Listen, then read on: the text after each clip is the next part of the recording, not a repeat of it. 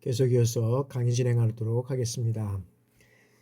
두 번째 2장 가정과 청소년입니다. 자, 청소년 복지는 가족의 어떤 변화와 밀접한 관계를 맺고 있다라고 우리가 볼 수 있습니다.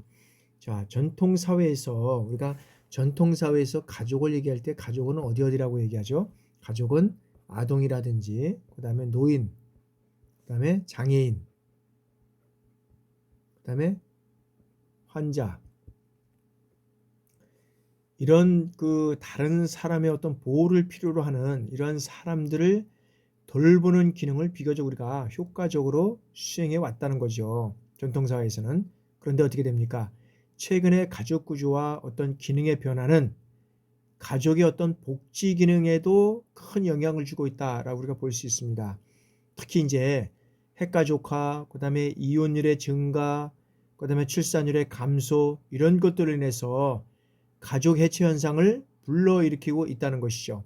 그래서 가족 수의 감소라든지 여성 취업의 증가, 그리고 잦은 이동 이런 것들로 인해서 가족의 공동체 기능에도 큰 변화를 주고 있다라고 우리가 볼 수 있다는 거죠. 자, 가족 구조의 변화를 보도록 하겠습니다. 가장 큰 가족 구조의 변화는 뭐냐면 전체 가구 수의 증가와 자녀 수 감소에 의한 가족 규모 축소이다. 전체 가구수는 증가해요. 근데 왜 자녀 수가 감소하고 있죠? 일단은 가구수는 증가하고 있는데 자녀 수가 축소하고 있다. 일단 출산율이 저조하는 거죠. 출산율 저조한 것도 있고. 그다음에 왜 이거 증가하고 있는 건 뭐냐면 이거는 그죠?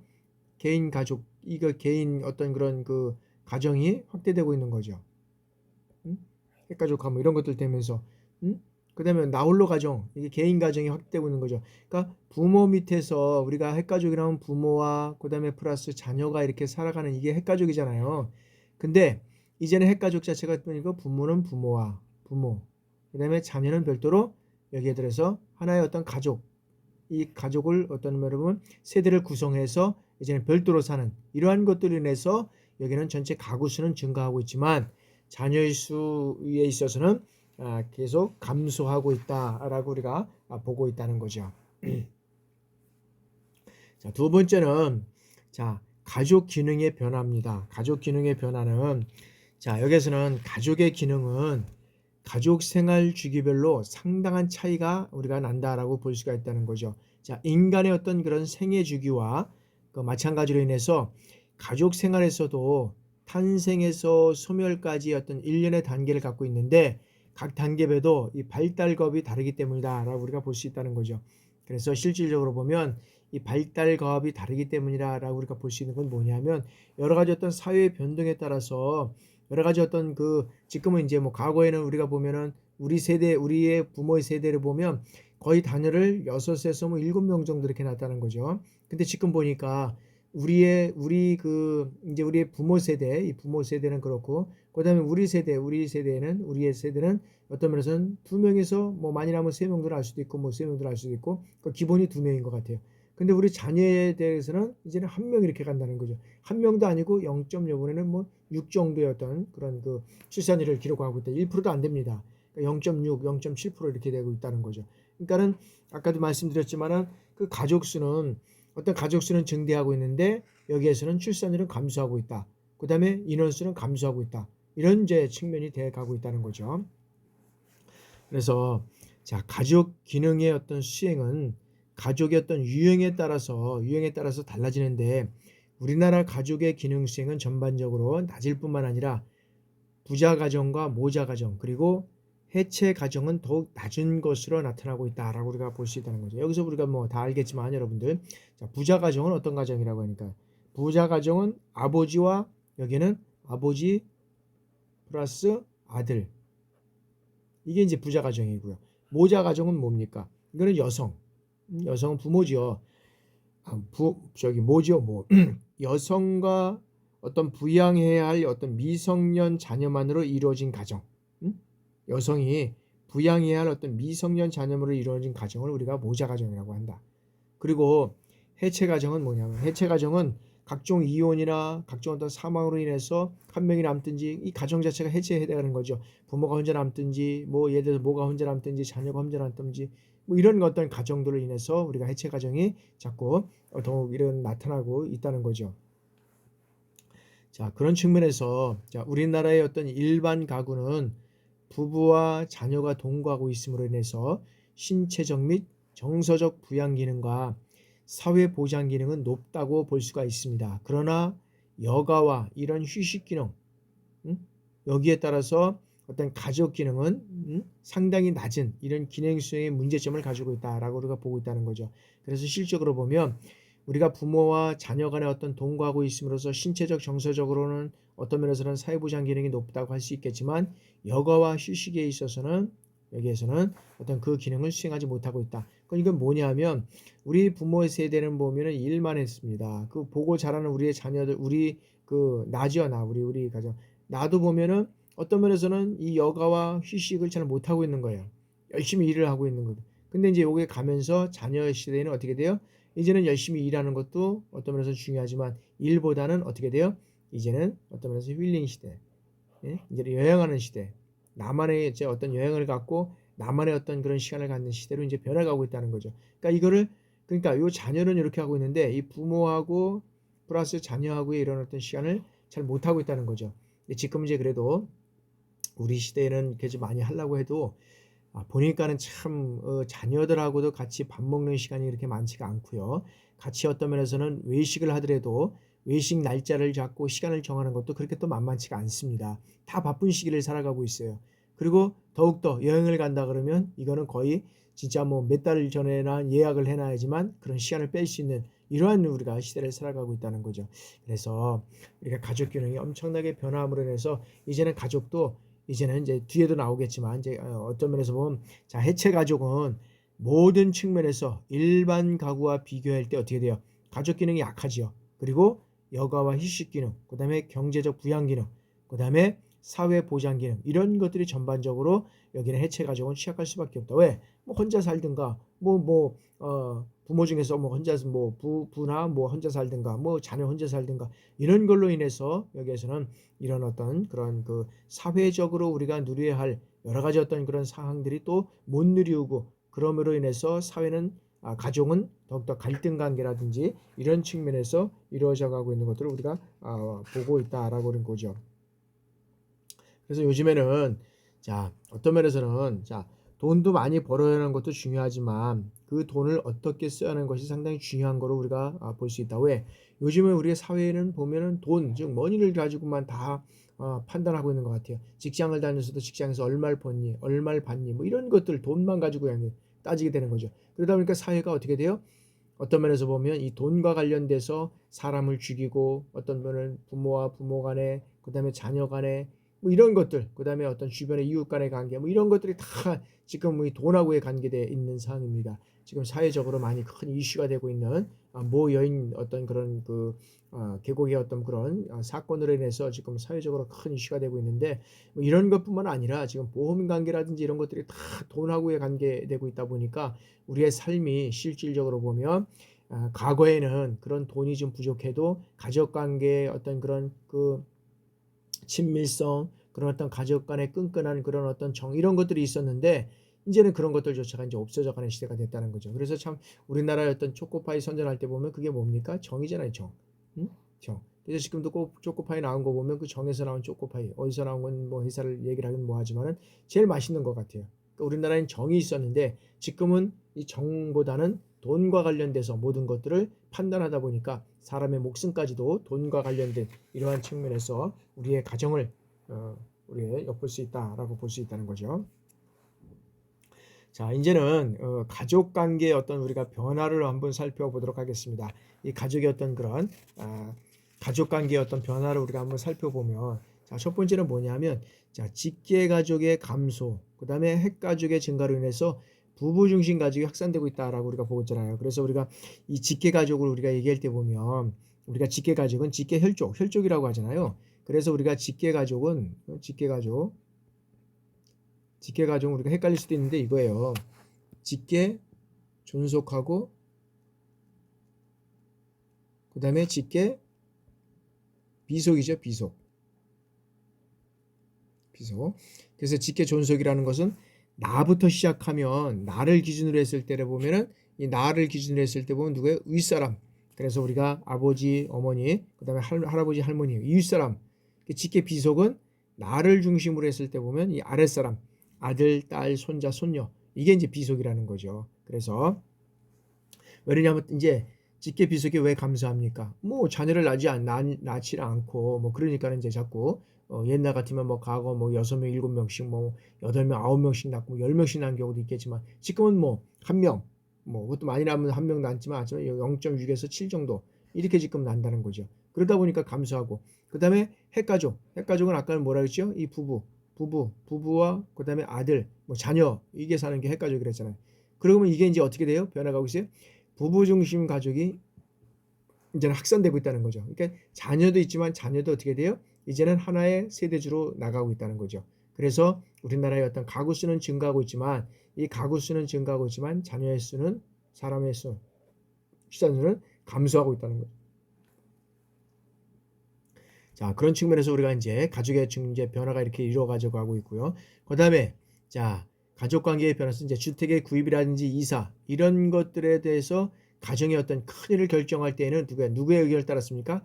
남편의 의견이 이제는 중시됐습니다. 그러나 아내가 이제 경제 활동을 하고 그리고 이제 경제 활동에 참가하다 보니까 어떻게 돼요? 아내의 이제 발언권이 이제 강화되겠다는 거죠. 그래서 가정의 실질적인 어떤 소비 생활권도 이제는 누가 아내가 갖는 경우가 많이 있다는 거죠. 그래서 여러분들 한번 생각해 보세요. 요즘에는 특히 이제 보면은 아내가 이제 어떤 면에서는 아내가 꼭 사회생활을 안 하더라도 이제 아내가 어떤 그런 경제권을 주고 가는 경우가 이제 많이 있고 또 이제 별도로 하는 경우도 있겠지만은 실질적으로 보면 이 아내의 어떤 그런 경제 활동을 참가함으로 인해서 아내의 발언권이 처지고 그다음에 그런 어떤 소비 생활에 있어서 아내의 경우가 여러 가지 그런 것도 이제 커지고 있다. 그래서 우리가 과거에 모계사회였었는데 이게 이제 부계사회로 오면서 다시 이제 어떻게 돼요? 모계사회로 가는 게 아니냐 이제 이렇게 얘기를 하고 있습니다. 그래서 실적으로 보면 요즘도 이제 가족 현상을 보면 아마 이제 자녀에서 나면 이제 고모부 있잖아요.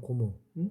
고모하고 그다음에 여기 이제 큰아버지 뭐 이렇게 있고 그다음에 이제 여기에는 이제 보면은 그 외할머니 그다음에 이제 그 외가 쪽에서 보면 뭐 예를 들어서 어 뭐 외숙모라든지 그다음에 뭐 이모 뭐 이런 사람들 어디가 더 친할까요? 자녀를 봤을 때는 이쪽보다는 아버지 쪽보다는 어머니 모계 쪽하고 요즘에는 더 어떤 관계가 좋고 더 자주 만나는 이런 현상들이 있지 않나 생각을 합니다. 우리 쪽에 봐도 자꾸 이제 그렇게 되어가는 게 아닌가 싶습니다.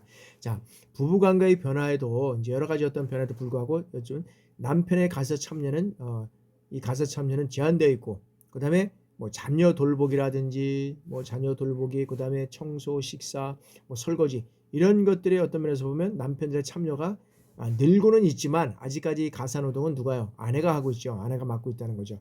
그러다 보니까 자꾸 이제 아내의 그런 역할, 아내의 그런 어떤 사항들이 이제 자꾸 커져가고 있다라고 우리가 볼 수 있다는 거죠.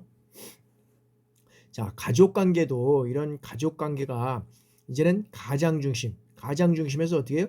부부 중심으로 바뀜에 따라서 이제는 기혼 남성과 여성의 어떤 결혼 만족도는 꾸준히 상승하고 있다라고 있다는 거죠. 그래서 부부가 이제는 가장 중심에서 어떤 면에서는 아버지 중심에서 이제는 부부 중심으로 그다음에 이제는 남성과 여성의 어떤 그런 걸로 바뀌어가면서 이제 그런 결혼 만족도도 상승하고 있다라고 우리가 보잖아요. 그래서 요즘 보면 사회의 어떤 가족의 변화를 통해서 보면 여러 가지 다양한 얘기들이 많이 나오고 있잖아요. 실적으로 보면 뭐 요즘 보면은 뭐 자녀를 우리가 이제 저희는 뭐 이제 그 남자아이들 이제 2명이 있지만은 그러면 누구의 어떤 며느리의 어떤 뭐 남편 뭐 이렇게 불러야 된다는 거잖아요. 실제로 보면 자기 자녀가 아니라 그래서 남자는 결혼시키면 뭐 예를 들어서 이제는 이제 출가 회인이죠. 사실 따지고 보면 여자가 출가 회인이 되는데 이제 남자가 출가 회인이 돼 버린 거예요.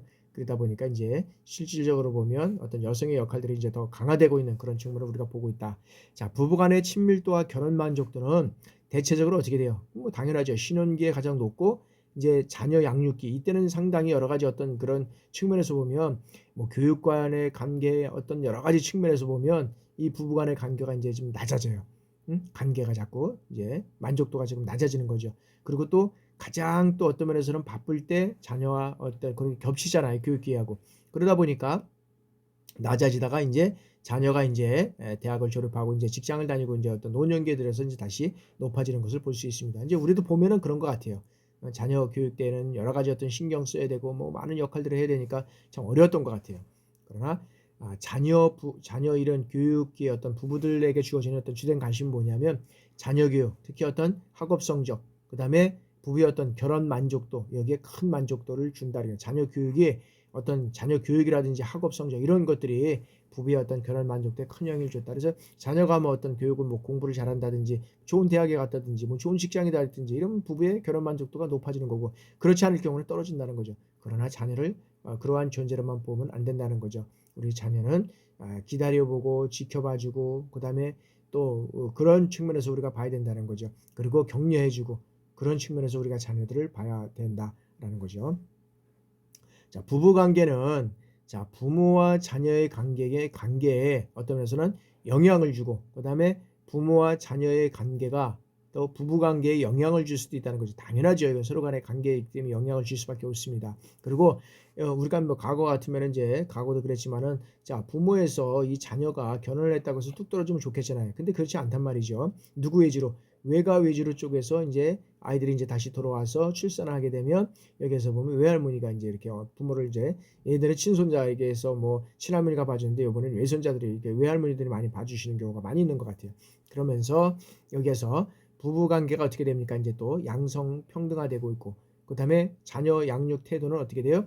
민주적, 그다음에 자녀 중심적으로 변해가고 있다. 그래서 이제 과거에는 어떤 그런 부부 중심으로 해서 이 자녀가 이렇게 이루어졌다면 이제는 자녀 위주로 이제 모든 것들이 변해가고 있다라고 우리가 보면 됩니다. 자, 가족 관계가 이제는 부부 중심, 그다음에 양성평등 가족, 그다음에 민주적 가족, 이것으로 이제 바뀌어 가면서 어떻게 해요? 이 가부정적 질서도 어떻게 돼요? 전통적인 어떤 가족 관계는 이제 크게 도전을 받고 있다는 거죠. 따라서 부부 간의 어떤 이상적인 가족 관계에 대한 이 합의를 이루지 못할 경우에는 어떻게 돼요? 갈등이 여기는 폭등한다. 그래서 요즘에는 보면 이런 것들이 서로가 어떤 것은 합의를 이루지 못할 때는 여기서 보면은 어떻게 돼요? 이제 뭐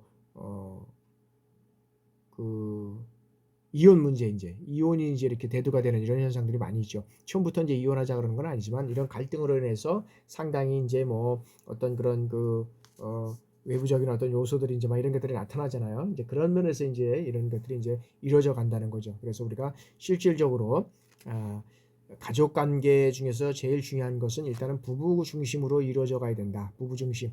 그리고 부부가 행복하게 잘 살고 부부 간의 어떤 그런 어떤 존중하고 존대해주고 이러면은 자녀들이 그것을 보고 따라오게 되고, 그리고 부부간의 어떤 관계가 좋고 부부간의 결혼 만족도가 높으면 자녀들도 이제 일찍 결혼을 한다는 거죠. 근데 그렇지 않을 경우에는 자녀들이 뭐 꼭 그런 건 100%는 아니지만 자녀들이 결혼하는 데 있어서는 주저하고 또 그런 면이 있다는 거죠. 그래서 우리가 제일 중요한 것은 이 가족이라는 것은 부부 중심입니다. 부부 중심으로서 모든 것들이 이루어져 가고 부부간의 관계가 어떤 면에서는 좋을 때 이 자녀도 어떤 면에서는 안정적이고 그런 측면에서 여러 가지 어떤 주어진 여러 가지 학업이라든지 그런 쪽에서 만족도를 가지고 생활할 수 있다는 거죠. 그러나 부부 관계가 좀 안 좋고 갈등 관계가 있어서 그것이 지속돼서 이혼한다 그러면 이 자녀에게는 치명적인 또 여러 가지 어떤 그런 면을 안겨주는 거죠. 그런 측면에서 우리가 자녀에게 잘해주기보다는 부부가 열심히 행복하게 잘 사는 것이 우리 자녀들에게 그것을 물려주는 것이다. 그리고 가족의 어떤 변화에 있어서도 그런 측면에서 우리 자녀들이 따라가지 않겠나 는 생각을 해봅니다. 자, 이제는 양육의 어떤 면에서는 이제 위기입니다. 그래서 이런 쪽에서 양육의 위기는 뭐냐면 여기에서 보면 자 낮은 이제 그 출산율이라는 거죠. 여기서 보면 낮은 출산율. 그래서 낮은 출산율은 뭐냐면 자 가족의 양육 환경의 위기는 어떻게 돼요? 이 낮은 출산율에서 찾아볼 수 있다는 거죠. 그래서 가족은 출산과 사회의 기능을 본질적으로 어떻게 돼요? 이런 어떤 기능을 수행하고 있는데 최근에 들어서는 결혼을 기피하거나 결혼을 하더라도 어떻게 돼요? 자녀를 낳지 않는다는 거죠. 그래서 나도 뭐 한 명, 그런 출산율이 높다는 거예요. 그래서 왜 그러느냐 하고 봤을 때는 우리가 다 나왔잖아요.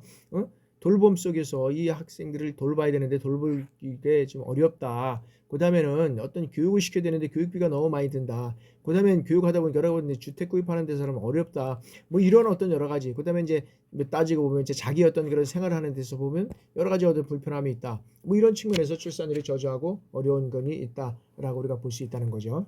그다음에 이제 이혼이 급증하고 있다는 거죠. 왜 이혼을 하느냐? 자, 출산율 감소가 미래의 청소년에게 어떻게 돼요?